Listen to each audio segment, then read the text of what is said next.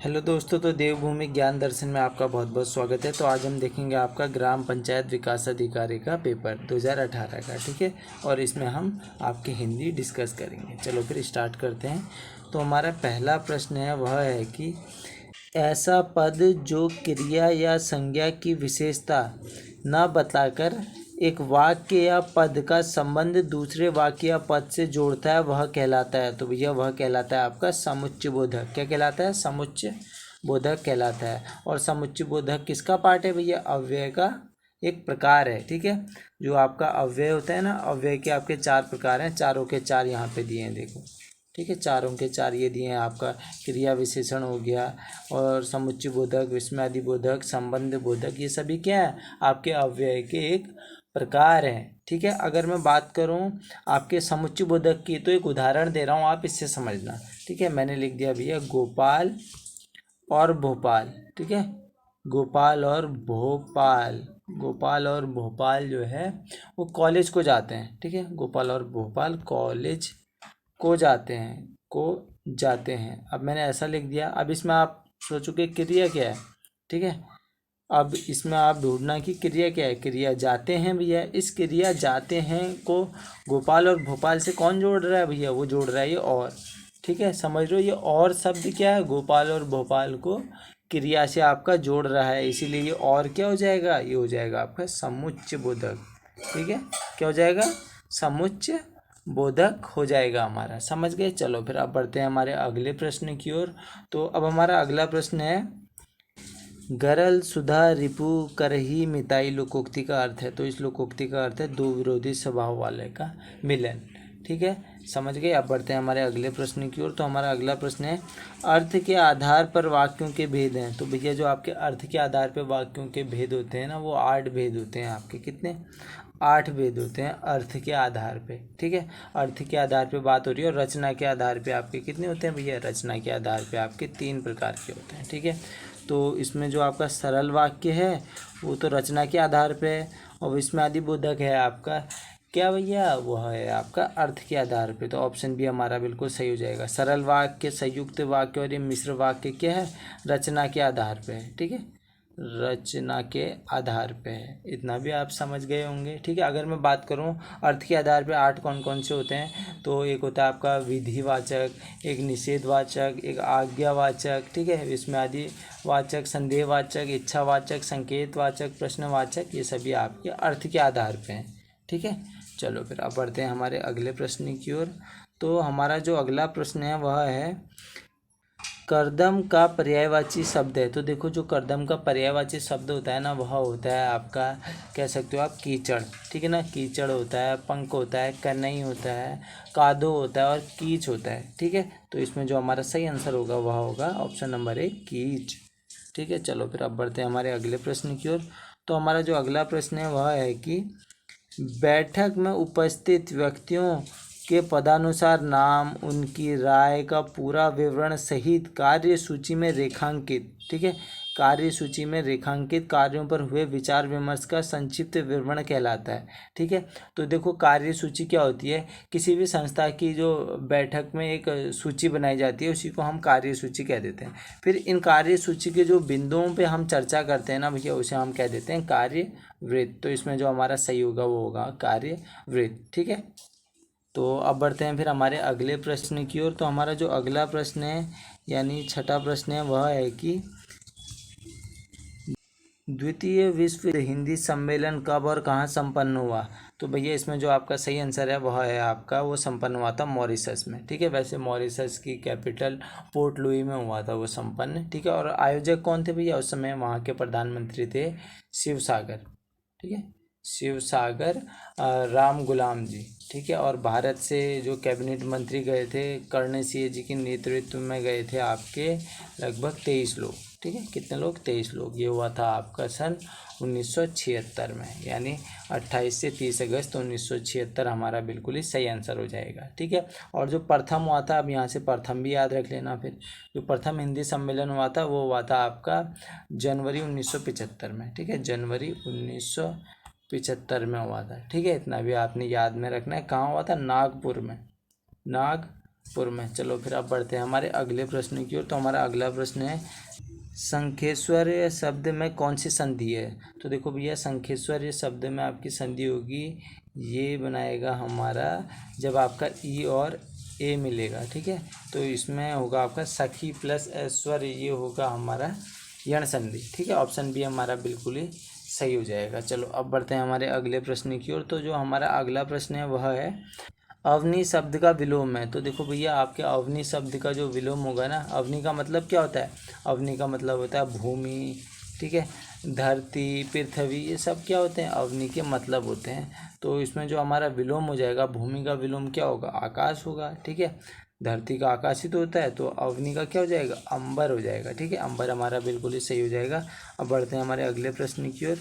तो जो हमारा अगला प्रश्न है ना, वह है, हम लोग, जो भारतीय दूरदर्शन का एक धारावाहिक है, की पटकथा का लेखन किया था। तो देखो भैया, ये आपका बहुत पुराना नाटक है, ठीक है ना। सन 1984 में आया था ये नाटक, आपका 1984 में आया था। और इस जो पटकथा के लेखक हैं वो हैं मनोहर श्याम जोशी जी, ठीक है। चलो इतना भी आपने ध्यान में रखना है। और इनकी ये प्रश्न इसलिए आया होगा क्योंकि इनकी मृत्यु हो गई थी आपकी 2017 में, ठीक है। एक बार रीचेक कर लेना, ठीक है। 2017 में इनकी मृत्यु हो गई थी मेरे ख्याल से, इस वजह से ये प्रश्न आपका आया होगा। 2018 का पेपर है ना ये, ठीक है। चलो अब बढ़ते हैं फिर हमारे अगले प्रश्न की ओर। तो हमारा अगला प्रश्न है कि अनेकार्थी शब्द उत्सर्ग का संबंध है। तो देखो भैया, अनेकार्थी शब्द उत्सर्ग का जो मतलब होता है ना, उत्सर्ग का, वो होता है उत्सर्ग यानी त्यागना, ठीक है। त्यागना कह सकते हो या बलिदान भी कह सकते हो, बलिदान, ठीक है। आप कुछ त्याग रहे हो, ठीक है, अपने पास से कुछ त्याग रहे हो, तो जो इसमें अनेकार्थी शब्द उत्सर्ग का संबंध होगा दान से। किससे भैया? दान से, ठीक है। कुछ आप त्याग रहे हो। चलो अब बढ़ते हैं हमारे अगले प्रश्न की ओर। तो जो हमारा 11वां प्रश्न है ना, वह है, हिंदी भक्ति साहित्य में अष्टछाप क्या है? तो भैया, जो आपका अष्टछाप है ना, जो आप महाप्रभु वल्लभाचार्य जी थे, वल्लभाचार्य जी एवं उनके जो पुत्र थे विट्ठलनाथ जी, उनके द्वारा स्थापित 8 जो है वो भक्तिकालीन एक कवियों का एक समूह है, ठीक है। अगर मैं बात करूं कवियों का एक समूह है, तो इसमें हमारा तो सही आंसर हो जाएगा 8 कवि, ठीक है। वो 8 कवि में मैं कुछ आपको इम्पोर्टेंट बता देता हूँ। सूरदास जी हो गए, ठीक है, और कृष्णदास जी हो गए, कृष्णदास जी हो गए, और परमानंद जी भी हैं, परमानंद जी हो गए, ठीक है, गोविंद स्वामी जी हो गए, ठीक है। तो आपने ये याद में रखना है। चलो फिर आप बढ़ते हैं हमारे अगले प्रश्न की ओर। तो हमारा जो 12वां प्रश्न है वह है, वह खंबा गिर जाएगा, इस पंक्ति में कौन सा विशेषण है? तो देखो भैया, इस पंक्ति में जो आपका विशेषण होगा ना, वो होगा निश्चयवाचक सर्वनामिक विशेषण। क्योंकि क्या होता है ना, जिन सर्वनामिक शब्दों में किसी निश्चित वस्तु का बोध हो, निश्चित वस्तु का बोध हो, उसी को हम कह देते हैं ये आपका क्या है भैया? निश्चयवाचक सर्वनामिक है, ठीक है। अब उनके आगे आप यह होगा, वह होगा, ठीक है। इसमें क्या है? वह खंबा गिर जाएगा। देखो भैया, वह खंबा गिर जाएगा, निश्चित है ना, वह खंबा आपका गिर ही जाएगा। वो ऐसा कह रहा है कि वह खंबा भैया गिर जाएगा, यानी निश्चयवाचक सर्वनामिक है, ठीक है। निश्चित है कि वो, हाँ भैया, वो गिर जाएगा। और अनिश्चयवाचक क्या होता है भैया?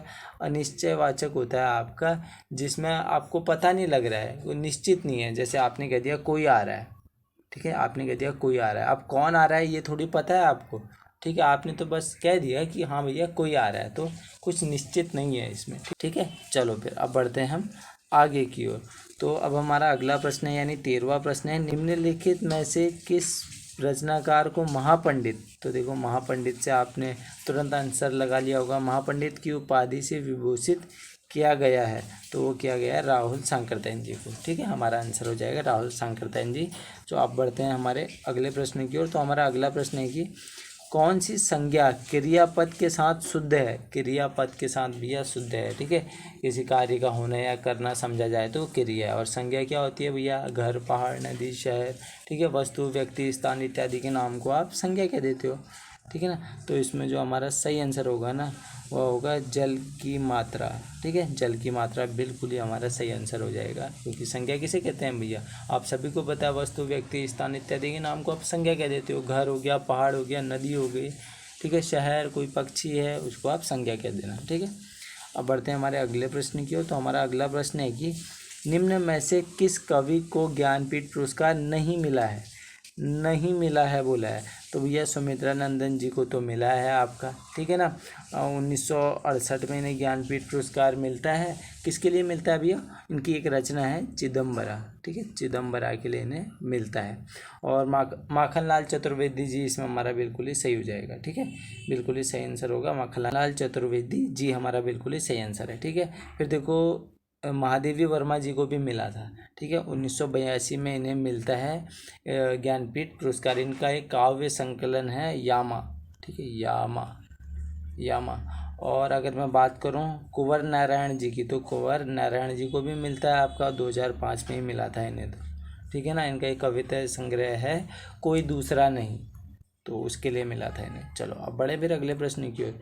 तो जो हमारा 16वां प्रश्न है वह है कि औलाद किस भाषा का शब्द है? तो देखो भैया जो औलाद है ना वो शब्द है आपका अरबी भाषा का, ठीक है ना। और क्या क्या है अरबी भाषा के शब्द? बहुत सारे हैं, कुछ याद कर लो। औरत हो गया आपका, किस्मत हो गया, किताब हो गया, मौसम हो गया, तारीख हो गया, ये सभी आपके अरबी भाषा के शब्द हैं, ठीक है। अब बढ़ते हैं हमारे अगले प्रश्न की ओर। तो अब हमारा जो अगला प्रश्न है वह है अब चला जाए यह वाक्य है। तो भैया जो आपका अब चला जाए यह वाक्य है वह है आपका भाववाच्य, ठीक है। भाववाच्य कैसे है? तो पहले तो भाववाच्य को समझो, भाववाच्य होता क्या है। तो देखो भैया जो क्रिया है ना आपकी, ठीक है, क्रिया के जिस रूप में, ठीक है, क्रिया के जिस रूप में आपके जो भाव है ना, भाव की क्या होती है? प्रधानता होती है, ठीक है, प्रधानता होती है। आप इसको ऐसे समझो, जो क्रिया है उसका सीधा संबंध भैया भाव से होता है।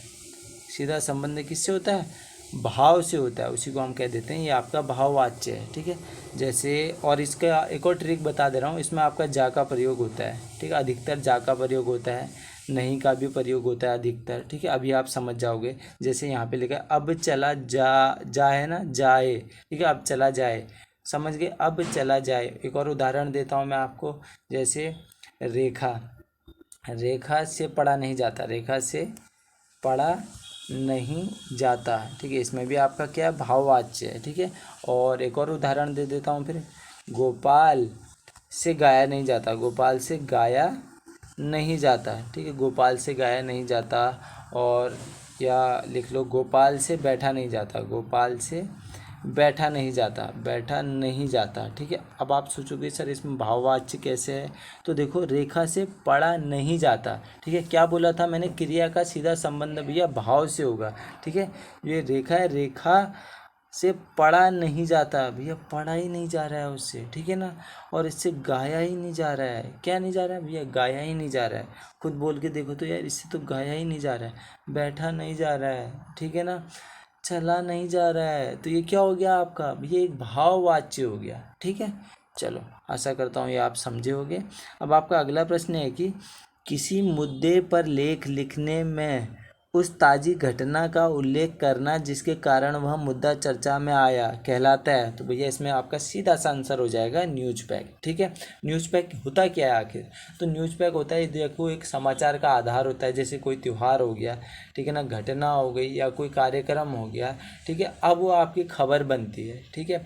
अब आपको देखना क्या पसंद है? मान लो आपको देखना पसंद है कि हाँ भैया किसी के घर में चोरी हो गई, ठीक है, तो अब न्यूज़ वाले क्या करेंगे? यही चोरी वाली खबर दिखाएंगे, ठीक है, वो इसी को कवर करेंगे। वो ये कवर नहीं करेंगे कि हाँ भैया आपका जो है वर्ल्ड हंगर जो है इंडेक्स आया है, ठीक है ना, हंगर इंडेक्स आया है और इसमें इंडिया की रैंक क्या है, ये वो डिस्कस नहीं करेंगे, ठीक है। वो करेंगे कि हाँ भैया इसमें हमें व्यूज़ मिल रहे हैं और इसी से लोग जो है वो प्रभावित हो रहे हैं, लोग इसी को ज़्यादा देख रहे हैं, तो इसी को चलाओ आपका न्यूज़ में, ठीक है। यही हो जाएगा आपका न्यूज़ पैग।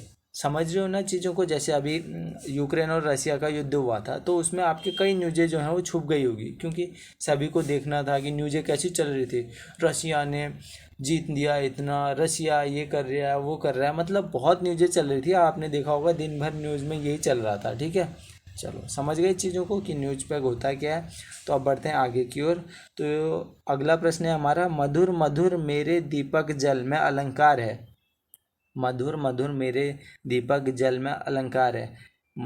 वह होगा आपका पुनरुक्ति प्रकाश अलंकार। ठीक है ना, क्योंकि देखो पुनरुक्ति प्रकाश अलंकार हमसे क्या कहता है, वह कहता है दोहराना। ठीक है, जब किसी काव्य की ना आप सौंदर्य, ठीक है ना, काव्य की सौंदर्यता बढ़ाने के लिए आप क्या करते हो, एक ही शब्द को दो बार दोहराते हो, एक ही शब्द को दो बार दोहराते हो, तो आप कह देना वो आपका पुनरुक्ति प्रकाश अलंकार है। लेकिन एक बात ध्यान में रखना, जब भी आप दो बार दोहराओगे ना, जैसे मधुर मधुर है, तो यहाँ पर आपका इसमें कोई परिवर्तन नहीं होगा अर्थ में कि हाँ भैया इस मधुर का अर्थ अलग है, इस मधुर का अर्थ अलग है, नहीं, दोनों मधुर का अर्थ एक ही होगा। ठीक है, वो बस काव्य की सौंदर्यता उत्पन्न करने के लिए हम दो बार दोहरा देते हैं। ठीक है ना।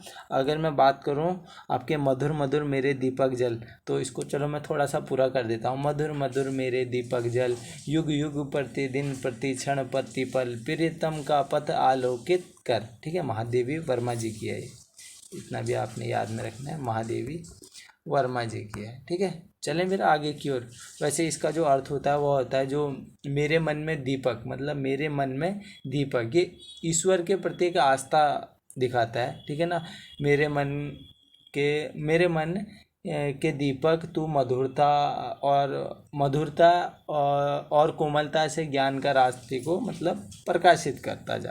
ठीक है, यह कहना चाह रहा है इसमें कवि। समझ गए। चलो अब बढ़ते हैं हमारे अगले प्रश्न की ओर, आज के लास्ट प्रश्न की ओर। तो हमारा लास्ट प्रश्न है, हिंदी शब्दकोश में त्र किस वर्ण के बाद आता है, किस वर्ण के बाद आता है।